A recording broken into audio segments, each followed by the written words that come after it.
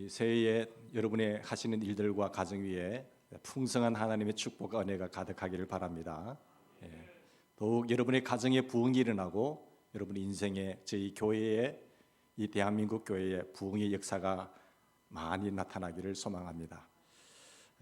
유대인의 자녀 교육을 보고 놀라는 가운데 하나가 뭔가 하면 아이들이 막 글을 배우기 시작할 때에 다른 것을 읽게 하는 것이 아니라 성경책을 읽힙니다.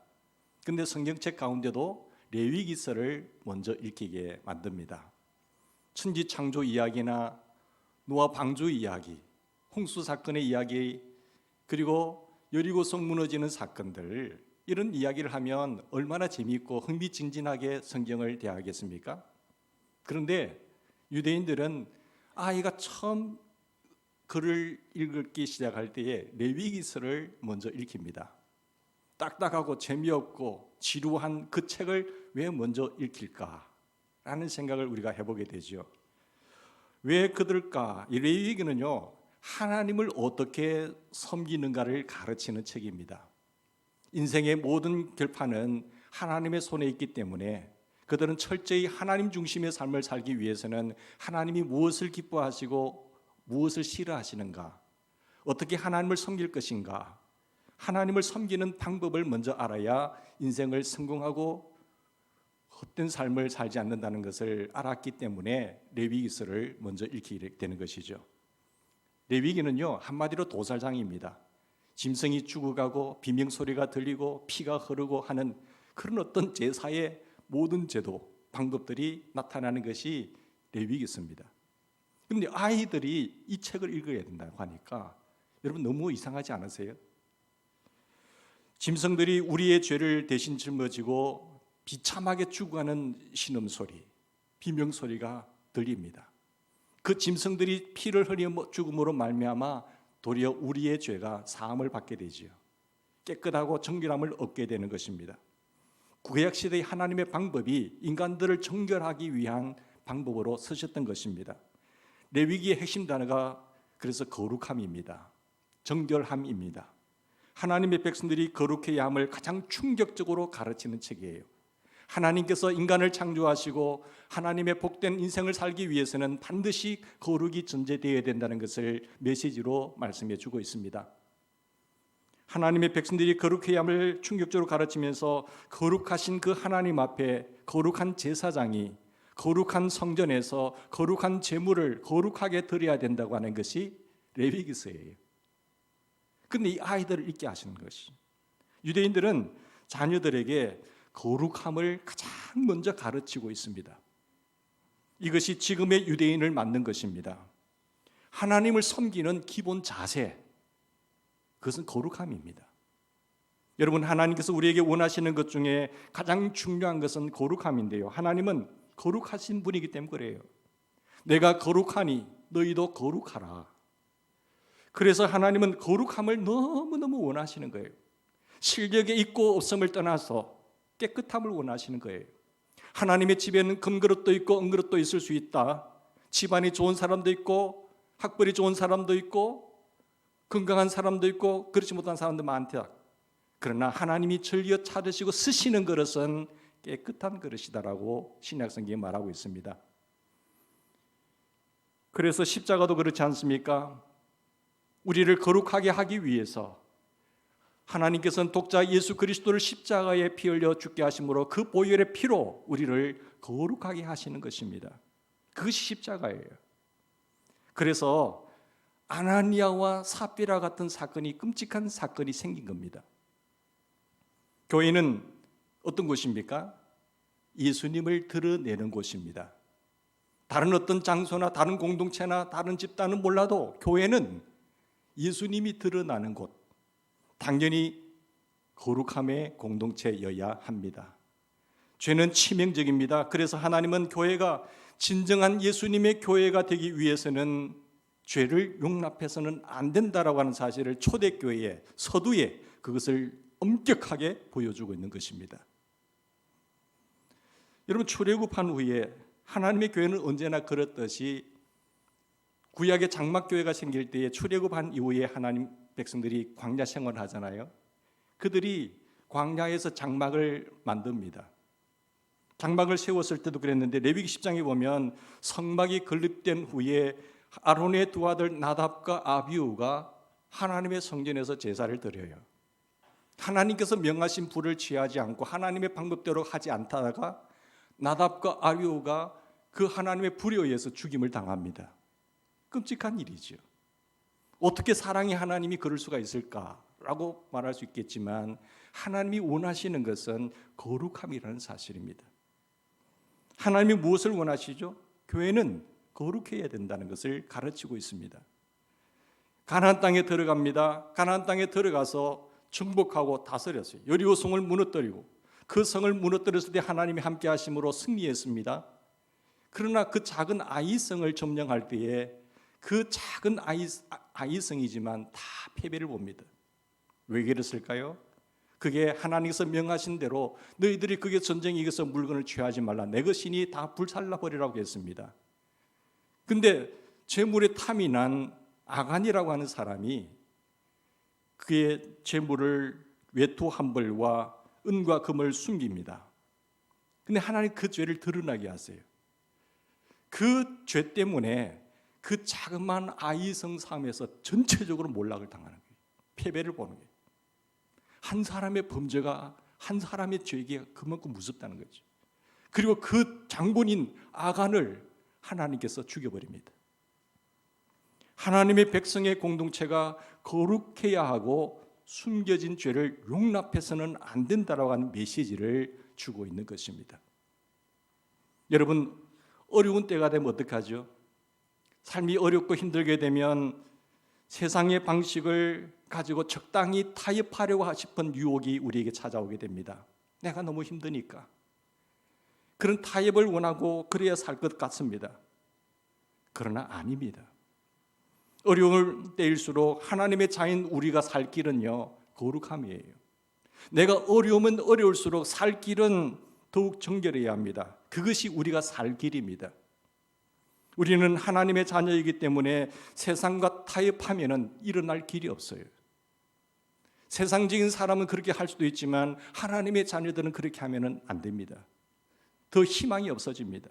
하나님께서 결코 그런 우리를 붙들어 주지 않고 세워 주실 리가 없기 때문에, 신실하신 하나님은 절대로 그렇게 할 수 없기 때문에 일어날 방법이 없어요. 하나님의 자녀들은 세상이 어려워지고 먹고 살기가 힘들어질 때에 더욱 정결해야 된다는 사실을 전하고 있습니다. 여러분, 우리 교회같이 건축비에 대한 재정적인 문제를 가지고 있는 경우에는 솔직히 말씀드려서 거짓말이라도 좋으니까 큰 헌금을 해주면 얼마나 좋겠습니까? 땅 팔았습니다, 집 팔았습니다 하면서 반만이라도 바쳐주면 얼마나 좋겠습니까? 헌금했잖아요. 안 한 사람보다 더 낫잖아요.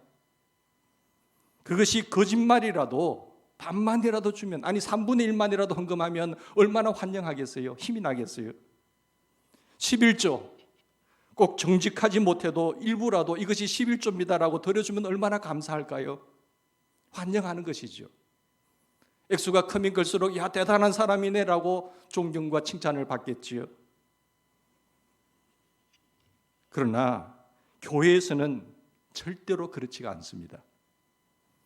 교회는 돈을 가지고 운영하는 것이 아니라 하나님이 하시기로 작정하시면, 여러분, 물고기 2마리와 보르떡 5개로요 5,000명을 먹이고도 남게 하시는 하나님이세요. 그런 기적을 행할 수 있는 능력에 전능하신 하나님이시잖아요.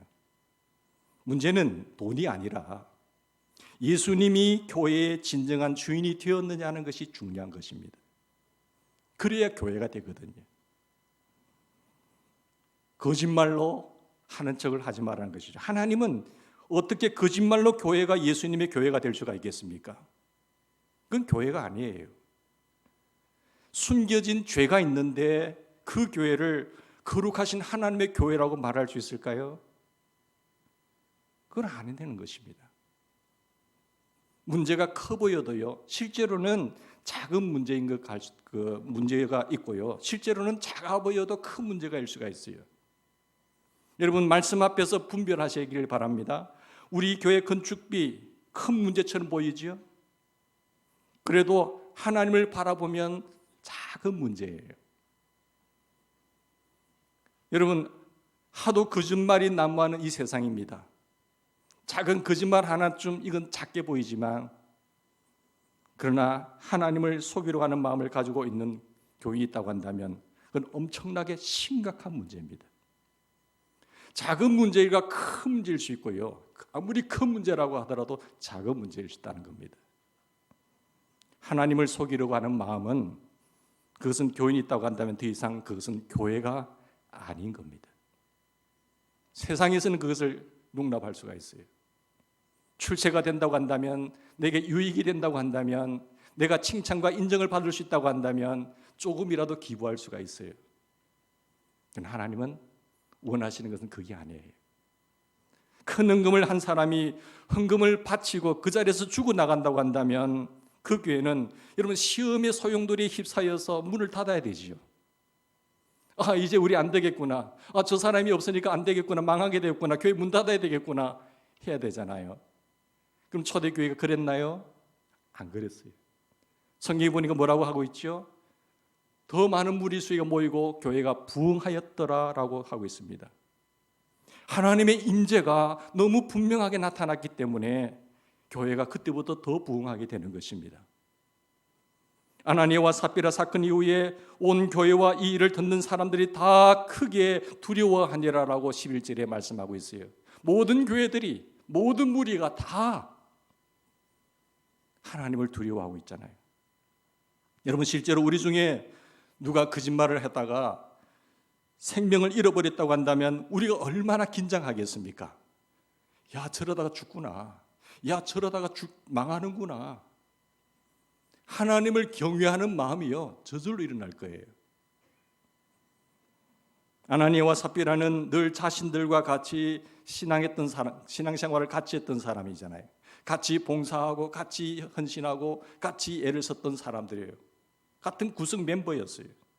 근데 재산을 팔아서 사도들 발 앞에 교회에 드러내니까 얼마나 사람들이 좋아했겠어요. 저 사람도 바나바와 같구나. 바나바가 땅값을 바치고 하니까 야, 이 아나니아 삽비라 모르도 참 대단하네 했겠죠. 그런 사람이 하나님의 엄중한 심판을 받아서 죽었다. 여러분, 아무도 상상하지 못했을 거예요. 저 사람 열심히 봉사하는 사람인데, 저 사람 열심히 헌신하는 사람인데 죽어? 아무도 상상 못했어요. 그 숨겨진 죄를 아무도 보지 못했어요. 여러분, 이 사건을 보면서 성도들이 무엇을 깨달았겠습니까? 아나니아와 삽비라처럼 막대한 헌금을 드린 자도 성령을 속이고 주의 영을 시험하면 여러분 죽는다는 사실. 그렇게 대단하게 헌신하고 헌금을 많이 하는 사람도 성령을 속일 수 있구나라는 사실을 깨달았어요. 저렇게 대단한 노력을 하고 헌신을 하는 사람도 성령을 속일 수 있구나, 주의 영을 시험할 수 있구나라는 사실을 깨달았어요. 하나님은 함부로 내 마음대로 섬길 수 있는 분이 아니구나. 하나님과 교회를 섬길 때 개인의 허영과 거짓과 불순한 동기로 하면 안 되는구나 하는 것을 마음 깊이 새겼을 거예요. 아나니아와 삽비라 사건은요, 교회 밖에 있는 사람들에게도 영향을 주었습니다. 불신자들에게 영향을 끼쳤는데 13절 보십시다. 그들과 상종하는 사람이 없으나 백성이 칭송하더라고 했어요. 교회 밖의 사람들을, 교회를 더 이상 우습게 여기지 못하게 되었습니다. 악수를 제대로 할 수가 없었어요. 야, 저기에 주님이 함께 하시는구나, 그리스도 예수가 그리스도인들 안에 살아서 역사하시는구나 하면서, 나 같은 사람이 더러운 사람이 교회 가려면 이런 것은 하면 안 되겠네, 나 같은 사람이 이대로 교회에 나갔다가는 죽을 수 있구나, 그런 두려움을 갖게 된 거예요. 지금까지 살아오는 것과는 똑같이 살아서는 내 목이 10개라도 날아갈 수 있구나 라는 생각을 갖게 된 것이죠. 우리가 더욱 주목해야 될 것은 12절 말씀입니다. 12절에 말하기를 사도들의 손을 통하여 민간의 표적과 기사가 많이 일어난 것입니다. 이것은 초대교회의 특징입니다. 여러분, 교회에 정결함이 오면요, 정결함이 오면 교회에 기사와 이적이 반드시 일어나게 됩니다. 어떤 교회는 문을 닫고 어떤 교회는 부흥합니까? 어떤 가정은 회복이 되고 어떤 가정은 망합니까? 똑같이 된대. 정결함이 오면 하나님의 역사가 놀랍게 나타나요. 하나님의 부흥이 일어나는 조건이 무엇이죠? 여러분, 가정의 부흥이 일어나는 조건이 뭐예요? 교회의 부흥에 일어나는 조건이 무엇입니까? 좋은 프로그램을 만드는 것일까요? 아닙니다. 정결함입니다. 정결함. 그때 성령님의 역사하심이 가장 강력하게 나타나기 때문에 그래요. 정결함이 있는 곳에 주의 영이 거룩하게 역사하기 때문에 그렇습니다. 여러분, 야고보서 5장 16절에 보면 병든 자가 고침을 받기 위하여 교회에 기도할 때 나옵니다. 초대교회에 치유 역사가 많이 일어났는데 병든 사람이 있었어요. 그 병든 사람이 고침을 받을 때에 너희 죄를 서로 고백하며 병 낫기를 위하여 서로 기도하라. 의인의 간구는 역사하는 힘이 크니라 했어요. 여러분, 병 낫기를 위해서 기도하는데 무슨 죄를 고백하는 일이 나타납니까? 교회의 능력은 정결함 위에 나타나는 것이에요. 병이 낫기를 위하여 서로 기도하라는 것이죠. 초대교회는 병든 자를 위해서 기도할 때 이 병 고쳐주세요, 저 병 고쳐주세요라고 기도하지 않았습니다. 도리어 이 병을 고쳐달라고 기도하지 않고 죄를 고백하기 시작한 거예요.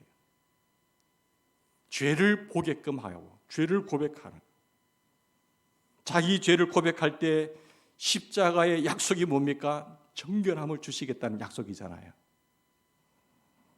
의인의 기도여야 한다는 것을 알았다는 것입니다. 그래서 모든 문제의 해결은 죄를 고백하는 것입니다. 그래서 의인의 간구가, 죄를 고백하는 사람이 의인이잖아요. 그리고 그들이 병든 자를 위해서 기도할 때 병든 자들이 일어났다는 것입니다. 질병과 아픔의 문제들이, 막히는 문제들이 있으세요? 성령님, 나의 죄를 조명해 주세요. 죄를 깨닫게 해주세요. 죄를 회개하고 자백하고 고백하고 주님 앞에 나갈 수 있기를 바랍니다. 그것이 해결되면 전능하신 하나님이 얼마든지 만지시고 손대시는 거예요. 그들이 병든 자를 위해 기도할 때 일어나게 되고, 이것이 하나님의 교회를 정결하게 하시는, 거룩하게 하시는 하나님의 뜻입니다. 하나님의 뜻은 분명합니다. 이 뜻을 거스르게 하는 것은 어둠의 세력이에요. 부정한 가운데서도 여전히 주님을 앞에 나오고 행하게 하는, 주의 종로로 타게 하는 것이 마귀의 역사입니다. 성령님은요, 그것을 깨닫게 하고 회개케 하신 분이십니다. 교회를 통해 계속해서 능력이 나타나기를 원하시는 하나님이십니다. 14절 보십시다. 14절 보시면 그로 인해서 믿고 주께로 돌아오는 자가 많았다고 했습니다. 아나니아와 삽비라의 사건으로 인해서 교회는 시험에 든 것이 아닙니다. 도리어 더 부흥하게 되었습니다. 이런 축복과 은혜가 우리 새해에 넘치기를 바랍니다. 여러분의 가정에 놀라운 하나님의 부흥의 역사가, 회복하심의 역사가 나타나기를 주의 이름으로 축원합니다. 저는 말씀을 준비하면서 진심으로 고백했습니다. 교회가 정결하고 교회가 거룩해지면은 놀라운 일과 기적과 관증이 나타나게 돼 있구나. 하나님, 저를 정결하게 해 주십시오. 하나님, 우리 교회를 정결하게 해 주십시오라고 기도했습니다. 우리가 원해야 될 것, 부흥을 꿈꾸려면은, 우리 인생에 더욱더 강력한 회복을 원하면, 여러분, 성령의 조명 속에서 죄를 고백하는 정결함이 있기를 바랍니다. 그런데 교회가 이렇게 부흥되자요, 뭐도 함께 옵니까? 핍박도 함께 왔죠. 여러분, 사도들이 감옥에 갇혔어요. 근데 하나님의 사자가, 천사가 감옥에 갇힌 그 사도들을 꺼내 주었습니다. 감방도 든든하게 잠겨져 있었고 거기에 간수들이 다 지키고 있었어요. 근데 하나님의 역사는 천사들을 통해서 풀어주시는 것이, 교회가 정결함을 얻자 은혜와 기적과 간증이 엄청나게 쏟아졌습니다. 하나님은 지금도 살아계십니다. 우리가 정결함을 회복하게 되면 하나님의 일하심의 역사 속에서 하나님이 하셨다고 이 일을 간증하고 저 일을 간증하고 하나님의 역사하심을 드러나게 될 것을 믿습니다. 이런 일이 벌어지자 이상한 일이 났어요. 붙잡힌 자들이 두려워하지 않고 도리어 붙잡혀온 자들이 당당해졌어요. 정결함이 임하고 주의 권능이 나타나기 시작하면 예수 믿는 사람들은 무서움이 없어집니다. 두려움이 없어져요. 사도들에게 더 이상 감옥에 들어가는 것이 두려움이 되지 않았습니다. 들어가면 또 하나님 풀어주시니까. 순결한 성도, 순결한 교회는 더 이상 두려운 것이 없습니다. 하나님이 역사하니까, 하나님이 함께하니까. 우리를 두렵게 하는 것이 뭔지 아세요? 상황이에요. 문제예요. 상황이나 사람들이 아니라 정말 무서운 것은 죄입니다. 우리의 죄가 두려워야 돼요. 거짓말을 하지 않기로 하고 거짓말을 반드시 회개하는 것만 가지고도 교회는 정결함을 유지할 수가 있습니다. 우리가 정결하게 서는 것이 교회 수십억의 헌금을 내는 것보다 훨씬 낫습니다. 여러분, 서로 선교회마다 전도회마다 모일 때에 서로 죄를 고백하고 회개하는 시간들이 있기를 바랍니다. 정결함의 운동이 일어나기를 바랍니다. 그러면 하나님이 역사하시는 거예요. 지난 한 주간 여러분 어떻게 살으셨나요? 물론 연말이니까 한 해를 돌이켜보면서 많이 회개를 하셨겠지요. 새해에 하나님 부흥을 주기를 원하시는데 하나님께서 이 문제를 터치하고 있는 거예요. 더욱 새로워졌으면 좋겠다. 더욱 정결했으면 좋겠다. 이전 것은 다 버리고 새 출발했으면 좋겠다. 내가 너를 만질 것이고 네 가정과 우리 교회를 축복하실 것이란 것이죠. 우리 하나님의 하나님 되심을 마음껏 일할 수 있는 분위기를, 그 상황과 환경을 만들어 드립시다. 하나님이 일할 수 있는 분위기, 그것을 만드는 것이 우리가 해야 될 일인 줄 믿습니다. 말씀을 준비하면서 유난히 제 눈에 뜨인 구절이 있는데요, 15절 말씀이에요. 심지어 병든 사람을 메고 거리에 나가서 침대와 요 위에 누이고 베드로가 지날 때에 혹 그의 그림자라도 누구에게 덮일까를 바라고. 성도들이 얼마나 거룩하고 능력이 충만했으면 사람들이 그의 그림자라도 여러분 잠깐 덮여도 문제가 해결될 것이라는 그 믿음을 가졌어요. 그 베드로가 지나간다는 소리를 듣고 거기에 가서 병든 자들을 데려가서 앞에 해가 어느 쪽으로 기울었지, 여기에 그림자라도 있으면 되겠구나 하면서 들고 나간 거예요. 그러면서 고침을 받을 것이라고 하는 믿음. 저는 이 구절을 읽으면서 눈물이 났습니다. 하나님 이 말씀이 지금 한국교회에 일어나기를 원합니다. 요즘 한국교회가, 여러분 불신자들이 한국교회를 바라보고 말하는 말이 어떤 말입니까? 세상 사람들이 한국교회를 보고 어떻게 평가하고 있지요? 그리스도인들과 교회의 그림자조차도 싫어하는 사람들이 너무 많습니다. 교회의 건물을 지으려고 하면은 그 땅이 교회 땅임에도 불구하고 교회 건물을 지으려고 하면은 시끄럽다, 집값 떨어진다, 교통 혼잡 복잡해서 우리 집값 떨어지니까 반대하고 미는 넣고 하는 거예요. 결사적으로 반대합니다. 그게 한국교회의 현실입니다. 그러나 저는 이 말씀대로 될지어다 기도했어요. 예배당 그림자가 우리 집에 걸치게 되면 전셋값이 올라가고 환장하고, 예배당 그림자가 우리 집에 조금 더 많이 걸치게 되면 우리 집값이 올라간다. 교회에 들어온 것을 환장하고 이렇게 될지어다 기도했어요. 여러분, 도시마다 마을마다 예배당이 안 보이면 죽은 마을이 같고 교회가 없으면 불안하고 예수 믿는 사람들이 없으면 기쁨이 없다라고 하는 사실, 제발 우리 동네에 교회를 세워달라. 교인들이 없으면, 예배당이 없으면 우리는 기쁨이 없고 평안함이 없습니다. 이곳에 교회를 세워주십시오. 민원이 들어가고 정부의 관공서의 협조 공문을 산더미처럼 쌓이는 일이 일어나야 한다는 것이에요. 그러나 이런 일이 그냥 일어날 수가 있겠어요? 어떻게 하면 이런 교회가 될 수 있을까요? 교회가 순결해져야 됩니다. 성도 한 사람 한 사람이 거룩한 삶을 살 때 가능한 거예요.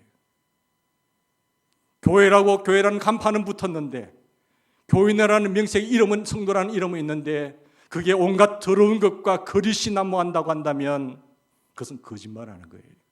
그건 속이는 거예요. 성령을 속이는 것이에요. 그러면 어떻게 될까요? 안 되는 것입니다. 그러나 우리가 순기를 새로 회복하고 정결함을 회복하게 되고 주의 십자가 앞에 나와서 내 죄를 고백하는 일이 일어나게 되고 순수한 삶으로 주님만 바라보는 삶을 회복하게 되면 초대교회처럼 교회가 영향력을 발휘하게 되어 있습니다. 주위에 좋은 감정들이 넘치게 되고 놀라운 역사가 일어나는 교회가 되는 것입니다. 그게 하나님의 뜻이에요.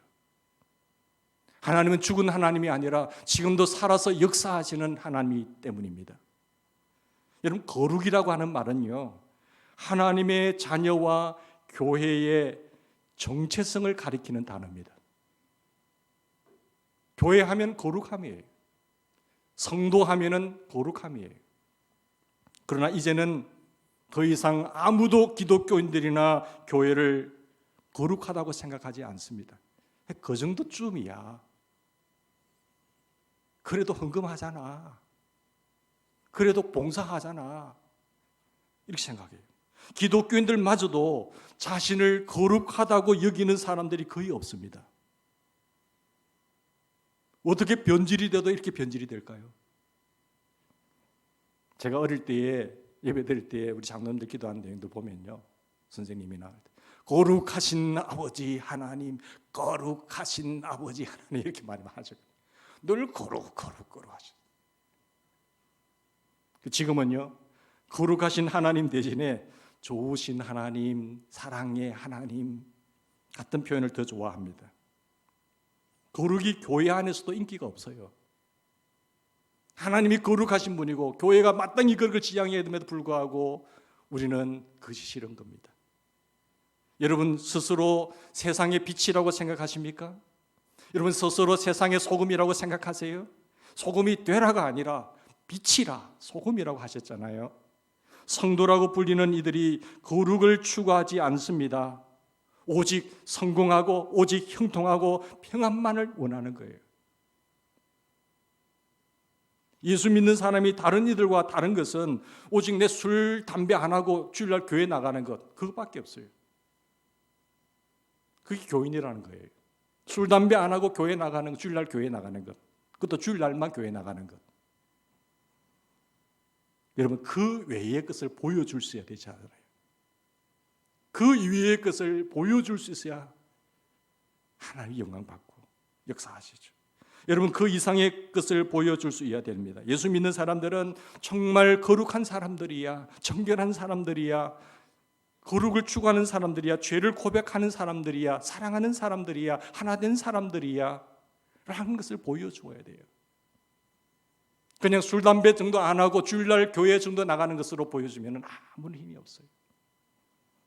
그들은 정말 하나님의 능력이 있는 사람들이야. 정결함과 사랑과 이 능력, 그리스도의 향기를 보여줄 수 있는 사람들이 되어야 된다는 것이 정체성이에요.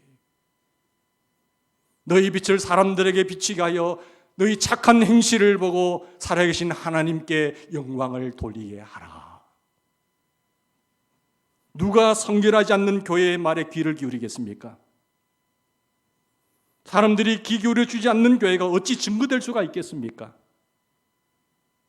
여러분, 우리 정결함에 대한 하나님의 메시지를 어떻게 듣고 계십니까?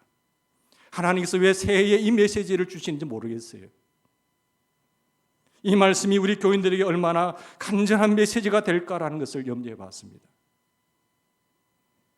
우리 사랑하는 교우들이 정말 오늘 말씀을 듣고 그래 나는 거룩해야 돼, 나는 하나님의 자녀야, 하나님 우리 교회가 거룩한 교회가 되기를 원합니다, 하나님 제가 거룩하게 되기를 소망합니다, 숨겨진 죄가 없는 교회가 되기를 원합니다, 그런 간절한 소원이 일어날까 생각하면서 지금 기도 많이 했습니다. 사랑하는 여러분, 정말 중요한 것을 중요하게 여기며 살고 계시는지요? 건강한 사람에게 의사가 질문합니다. 선생님께는 이런 음식이 좋습니다 하면서 말하면은 그는 어쩌면 제가 좋아하는 음식만 그렇게 말씀하시나이까 이렇게 말해요. 건강한 사람이니까. 그러나 병든 사람에게 의사가 선생님은 이런 음식을 드십시오라고 말하면 그는 왜 꼭 제가 싫어하는 음식만 말씀하세요라고 이야기합니다. 그러니까 병나는 거예요. 자신이 좋아한다고 해서 다 좋은 것 아니에요. 자신이 좋아한다고 해서 다 유익되는 것 아닙니다. 나쁜 것을 좋아할 수도 있습니다. 천국에 갈 사람은요, 정결함을 좋아해요. 부정한 걸 싫어합니다. 그게 특징이에요. 구원받은 사람, 천국에 갈 사람은, 지옥 갈 사람은 정결함에 대해서 관심이 없습니다. 오히려 불의를 자랑합니다. 불의를 즐겨요.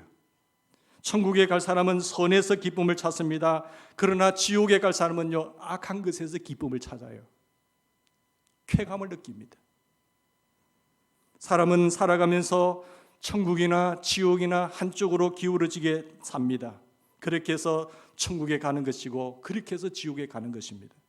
천국과 지옥은요, 어느 한순간에 결정되는 것이 아니라 서서히 전 인생을 통해서 기울어지는 거예요. 여러분, 자신과 교회의 정결함을 위해서 기도하시기를 바랍니다. 하나님, 내 자녀들에게 정결함을 주시옵소서. 하나님, 우리 선교회에 정결함을 주시옵소서. 하나님, 우리 가정에 정결함이 회복되게 해주시옵소서. 하나님, 우리 교회에 하나님이 역사하실 수 있는 정결함을 허락해 주시옵소서. 이 세대를 본받지 말게 하시고 우리 몸을 하나님이 기뻐하시는 거룩한 산제물로 드려지게 해주시옵소서. 이것이 참된 영적인 예배라고 하는, 하나님이 역사하시는 사람이 될 수 있는 사람이 되게 해달라고 기도하는 해가 되기를 바랍니다. 여러분, 우리는 하나님이 주시는 부흥의 때를 살고 있어요. 성령의 역사가 있는 곳에는 항상 사탄이 파고들고 있습니다. 사탄은 하나님의 부흥을 그냥 내버려 두는 존재가 아닙니다. 하나님의 교회가 성장하는 것을 절대로 그냥 두고 보지 못하는 것이 사탄이에요. 우리가 겉으로는 잘 되는 것 같은데요, 속으로는 완전히 마귀에게 빠져버리고 살 수도 있습니다. 완전히 속으로는 마귀에게 장악됐어요. 계속해서 죄의 종노를 하며 살 수가 있어요. 그러면 죄를 어떻게 이기고 우리가 정결하게 삶을 살 수 있을까요? 답이 있잖아요. 정결함을 회복하려면 어떻게 해야 되죠? 죄는 저절로 나오게 되는 건데 우리가 어떻게 정결하게 우리 자신과 교회를 지켜낼 수 있을까? 그것은 계속해서 십자가를 바라보는 겁니다. 주의 십자가, 바울이 그랬던 나는 십자가 외에는 이 능력을 자랑하지 않겠다. 나는 예수 그리스도의 십자가만 자랑하겠다. 십자가를 붙잡으면 됩니다. 할렐루야. 절망하지 마세요. 구약의 정결법에 보면 부정한 것을 만지거나 먹으면 부정타게 돼요. 부정한 시체를, 죽은 시체를 만지게 되면 부정하게 돼요. 함부로 아무나 만져서는 안 되잖아요. 그런데 성경의 기적을 봅니다. 혈루병에 걸렸던 사람이 있어요. 그가 예수님 지나가는 옷자락을 만집니다. 그가 새로워집니다. 혈루병에 걸린 이건 부정한 여인이기 때문에 아무나 건드리면 둘 다 부정이 되게 돼요. 그런데 예수님이 지나가는 예수님 옷자락에 손을 대고 그가 정결함을 얻어서 회복이 됩니다. 사랑하는 여러분, 예수 그리스도의 능력의 역사지요. 이게 복음입니다. 이 세상에 부정한 것과 거룩한 것이 만나서 둘 다 거룩하게 되는 것은 없습니다. 부정한 것이 닿으면 다 부정하게 되는 거예요. 그러나 죄인이 거룩하게 되는 방법은 하나밖에 없는데 예수님을 붙잡는 거예요. 누구든지 그 어떤 죄인도 예수님을 붙잡으면 삽니다. 나는 부정한 사람이었는데 죄를 고백하고 회개하고 죄를 청산하고 예수님을 붙잡으면 살아요. 예수님의 보혈을 통해서 죄사함을 얻게 되었습니다. 예수님의 보혈을 통해서 불의에서 깨끗하게 되었습니다. 예수님의 보혈을 통해서 우리는 거룩하게 되었습니다. 오늘 우리는 거짓이 유행하는, 거짓이 판치는 편만한 사회 속에 살고 있습니다. 어떻게 해야 되죠? 그리스도인들만이라도 정직해야 됩니다. 그래야 이 민족이 살고 그래야 다음 세대가 사는 것입니다. 그래야 우리 자녀들이 살아날 수가 있어요. 그리하면 우리 교회를 거저 다녀서는 안 되죠. 교회를 거저 다니면 거룩한 성도로 세워주기 위해서 모여야 됩니다. 계속해서 거룩한 성도의 정체성을 붙잡으셔야 돼요. 사탄은 우리를 넘어뜨리려고 호시탐탐 역사하고 있지만 우리는 항상 깨어서 거룩함을 지켜내셔야 돼요. 에베소서 4장 25절에 보면 그런즉 거짓을 버리고 각각 이웃으로 더불어 참된 것을 말하라. 이는 우리가 서로 지체가 됨이니라. 우리 믿음의 성도들끼리 모이면, 선교회끼리 전도회끼리 모이면 서로 죄를 고백하고 회개하고 그 정결함을 계속 유지해야 돼요. 부부가 같이 모여서 같이 회개하고 정결함을 유지해야 돼요. 그래 가정이 살아나요. 우리가 서로에게 정결함을 지켜주고 정직을 격려하는 분위기가 되어야 됩니다. 아나니아 삽비라 부부가 참 안타까운 것은요, 한 사람이라도 거룩함이 중요하다고 생각되었다고 한다면 두 명은 다 죽어나가지 않을 거잖아요. 둘 다 죽지는 않았을 거예요. 아나니아와 삽비라 두 사람 중에서 남편이 탐심 때문에, 시기심 때문에 거짓을 계획했다고 합시다. 아내만이라도 정직할 수만 있었다고 한다면 당신, 우리 이러면 안 되잖아. 아내만이라도 남편을 설득하고 이야기할 수 있었다고 한다면 여보, 우리 정직합시다. 이러면 안 되잖아요. 이것은 하나님을 속이는 일이잖아요. 그랬으면 얼마나 좋았겠습니까? 둘 다 같이 죽습니다. 그러므로 성도 여러분, 한 사람이라도 정결하게 바로 서 있으면 공동체가 정결해집니다. 점점 정결해집니다. 부부 사이에 이렇게 말해야 됩니다. 여보, 정직합시다. 우리 거짓말하지 맙시다라고 누군가가 있어야 돼요. 교회도 교인들 때문에 거짓의 유혹을 이길 수 있는 교회여야 됩니다. 교인 때문에 없는 죄도 같이 지는 교회에서는 아니 되는 거예요. 여러분, 새해에 우리 가정들이 부흥되기를 원합니다. 새해에 하나님이 더욱더 준비하신 그 놀라운 부흥의 역사가 우리 교회에 나타나기를 원합니다. 사랑하는 우리 성도님들 삶 속에 하나님의 부흥의 놀라운 역사가 일어나기를 원합니다. 그러면서 하나님 하신 말씀이, 애야, 정결함을 되찾아라. 거룩함을 지켜라. 그 분위기를 만들면 내가 마음껏 역사하고 간증할 수 있는 분위기, 하나님의 기적과 이적의 역사가 펼쳐질 것이다라고 하는 메시지예요. 우리 이 말씀 붙잡고 새해의 놀라운 부흥회를 꿈꾸는 그런 역사를 경험하는 주인공이 되기를 간절히 소망합니다. 우리 같이 기도하십시다.